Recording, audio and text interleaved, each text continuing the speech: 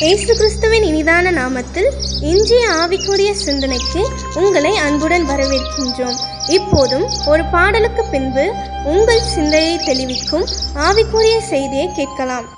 எல்லாம் இயேசுவே, எனக்கெல்லாம் இயேசுவே, தொல்லை மீது இவ்வுலகில் சுகமில்லையே. ஆயனும் சகாயனும் நேயனும் உபாயனும், ஆயனும் சகாயனும் நேயனும் உபாயனும், நாயனும் எனக்கன்பான மணவாளனும், எல்லாம் இயேசுவே, எனக்கெல்லாம் இயேசுவே, தொல்லை மிகு இவ்வுலகில் சுகமில்லையே. ஆண்டவர் இரட்சகருமாக இயேசுவின் இனிதான நாமத்தினால் உங்களை வாழ்த்துகிறேன். இந்த நாள் நம்முடைய ஆவிக்குரிய சிந்தனைக்காக எபிரேயருக்கு எழுதின நிருபம் 13ஆம் அதிகாரம் 5ஆம் வசனத்தை நான் வாசிக்கிறேன். நீங்கள் பண ஆசை இல்லாதவர்களாய் நடந்து உங்களுக்கு இருக்கிறவைகள் போதுமென்று எண்ணுங்கள். நான் உன்னை விட்டு விலகுவதுமில்லை, உன்னை கைவிடுவதுமில்லை என்று கர்த்தர் சொல்லியிருக்கிறாரே. நீங்கள் பண ஆசை இல்லாதவர்களாய் நடக்க வேண்டுமாம். அதோடு மட்டுமல்ல, இருக்கிறவைகள் எனக்கு போதும், ஆண்டவர் நடத்துவார் என்கிற மனப்பான்மைக்குள்ளே, மனப்பக்குவத்துக்குள்ளே நாம் கடந்து வர வேண்டுமாம். ஏன்? பண ஆசை தான் எல்லா தீமைக்கும் வேறாயிருக்கிறது, காரணமாக இருக்கிறது என்று 1 தீமோத்தேயு 6ஆம் அதிகாரம் 10ஆம் வசனத்தில் வாசிக்கலாம். சிலர் அந்த பணத்தை இச்சித்து அதுதான் வாழ்க்கை என்று சொல்லி அதற்காக இரவும் பகலும் ஓடி விசுவாசத்தை விட்டு வழி விலகி திருப்பி தங்களையே உருவ குத்தி தங்களுக்கு அது வேதனையை வருவித்துக் கொள்கிறார்கள் என்றும் சொல்லுகிறது. வேதத்தில் 2 ராஜாக்களின் புஸ்தகம் 5ஆம் அதிகாரத்தை பார்க்கும் பொழுது எலிசா தீர்க்கதரிசியின் நாட்கள் அது.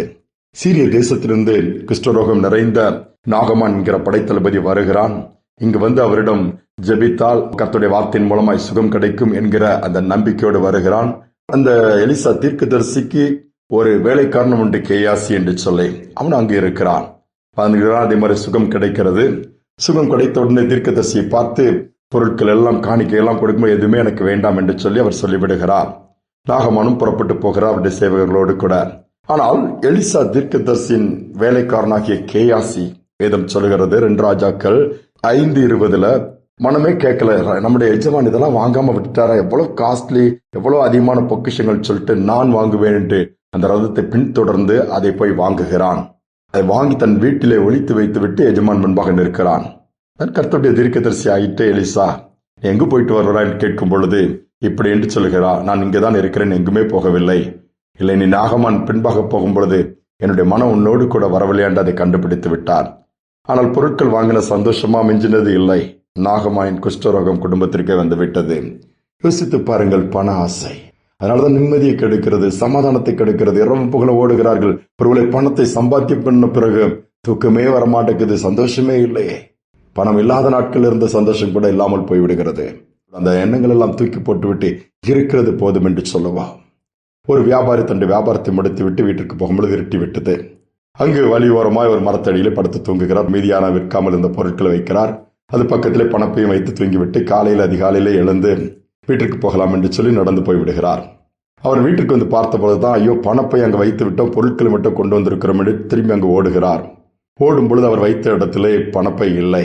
மனசுல ஒரு கஷ்டம், யாரோ தூக்கிட்டு போயிட்டாங்க. ஆனா பக்கத்துல ஒரு சின்ன குச்சி நட்டு அதில் ஒரு சின்ன துண்டு பேப்பர்ல எழுதப்பட்டிருந்தது, இதில் பணம் வைத்து விட்டு போனவர் தங்களுடைய முகவரி மற்றும் அவர்தான் அந்த பணத்தை வைத்தவர் என்கிற அடையாளத்தை காண்பித்தால் நான் அதை திருப்பி கொடுத்து விடுகிறேன், நீங்கள் என்னை தொடர்பு கொள்ள வேண்டும். குறிப்பிட்ட ஒரு பெயர், அதனுடைய அட்ரஸ் இருந்ததாம். நேராக அந்த முகவரியை பார்த்து அந்த வியாபாரி அங்கு செல்லுகிறார். அங்கு ஒரு மனிதன் இருக்கிறார். நான் தான் இரவு படுக்கும் பொழுது பணப்பை வைத்து படுத்தேன், காலையில் போகும்பொழுது மறந்து விட்டேன், நான் வியாபாரத்தை முடித்து அதனுடைய அடையாளங்கள் எவ்வளவு பணம் எல்லாவற்றையும் சொல்லுகிறார். சரி என்று அவர் கண்டுபிடித்து அந்த பணத்தை எடுத்த மனிதனும் அவர் கையிலே பணத்தை கொடுத்து விடுகிறார். இவருக்கு ஒரே ஆச்சரியம், அந்த வியாபாரிக்கு இப்படி உண்மையா இருக்கிறாங்களே, இந்த துண்டு பேப்பர் இல்லைன்னா கண்டுபிடிக்க முடியாது. ஆனால் நான் போய் கேட்கும் பொழுது கொஞ்சம் கூட எடுக்காமல் அப்படி கொடுக்கும்போது அவருக்கு உடனே அந்த வியாபாரிக்கு தோற்று, அந்த பணப்பை நீங்களே வைத்துக் கொள்ளுங்கள். அந்த மனிதன் சொன்ன, இல்லை, எனக்கு பணம் தேவையில்லை, நீங்கள் கொண்டு போங்கள்.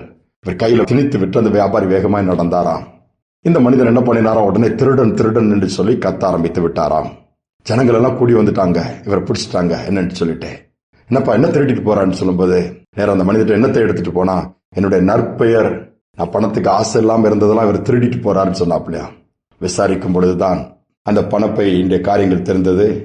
உடனே அந்த வியாபாரி அந்த பணப்பையை வாங்கி கொண்டார். 2 பேரும் மிகுந்த நண்பர்களாய் மாறிவிட்டார்களாம். பாருங்கள், பணத்திற்கு அவர் ஆசைப்படவில்லை. அதோடு நேரத்தில் தன்னுடைய நற்பெயரையும் கெடுத்துக் கொள்ள விரும்பவில்லை. இன்றைக்கு நம்முடைய வாழ்க்கை சற்று யோசித்து பார்ப்போம். மனிதன் எதையும் கொண்டு வந்ததில்லை, கொண்டு போவதில்லை. ஒவ்வொரு மனிதனுடைய வாழ்க்கை பார்க்கும் முடிவிலே எவ்வளவோ இருக்கிறது, வசதிகள், வாய்ப்புகள். தனியாக அப்படி விட்டு தானே போக வேண்டியது இருக்கிறது. இருக்கிறது போதும் என்று சொல்லி எண்ணுவோம். பாரங்கள் குறைந்துவிடும், சந்தோஷம் பெருகிவிடும். கர்த்தருடைய நாம மகிமைக்காக வாழ்வோம். பணம் தேவைதான். தேவையை தாண்டும் பொழுது அல்லது அதன் மேல் ஆசை வரும் பொழுது, இச்சிக்கும் பொழுது விசுவாசம் நம்மை விட்டு கடந்து போய் விடுகிறது.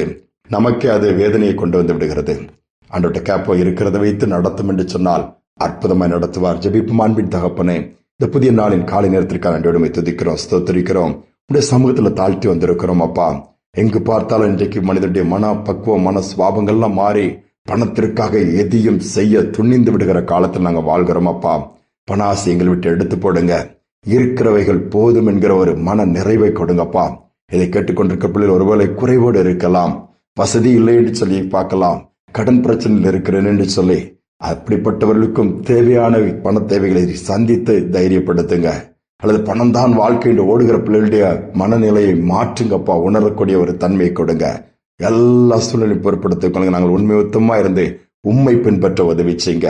மற்றவருடைய பணத்திற்கு நாங்கள் ஆசைப்படாதபடி, மற்றவருடைய பொருட்களை இச்சிக்காதபடி, வஞ்சிக்காதபடி எங்களை விலைக்கு பாதுகாத்து இந்த நாள் முழுவதும் பிரசனத்தால் நிரப்பி நடத்துவீராக. துதிகணமை ஏற்றுக்கொள்ளும் இயேசுவின் நாமத்தில் பிதாவே, ஆமேன், ஆமேன். இருக்கிறவைகள் போதும் என்று சொல்லி நாம் திருப்தியோடு வாழ கற்றுக்கொள்ளுவோம். இயேசுவே நாம் நோக்கி பார்ப்போம். அவர்தான் எல்லாம். வெள்ளியும் பொன்னும் அவருடையது. சகலத்தை சிருஷ்டித்தவர். எல்லாவற்றையும் நிறைவாய் கொடுப்பார். இந்த சிந்தனையோடு இந்த நாளை தொடர்வோம். மீண்டுமாய் நாளை தினம் சந்திப்போம். பணமயக்கம் எல்லாவித தீமைகளின் தொடக்கம். பணமயக்கம் எல்லாவித தீமைகளின் தொடக்கம். சிற்றின்பம் எச்சரிக்கை நடைபிணமாக்கிவிடும். சிற்றின்பம் எச்சரிக்கை உன்னை நடைபிணம் ஆக்கிவிடும். வசதியை தேடி ஓடாதே, அது தொடுவானம். வசதியை தேடி ஓடாதே, அது தொடுவானம். வசதிகள் நிறைவு தருவதில்லை, வானத்தை எவரும் தொடுவதில்லை. வசதிகள் நிறைவு தருவதில்லை, வானத்தை எவரும் தொடுவதில்லை. வசதியை தேடி ஓடாதே, அது தொடுவானம்.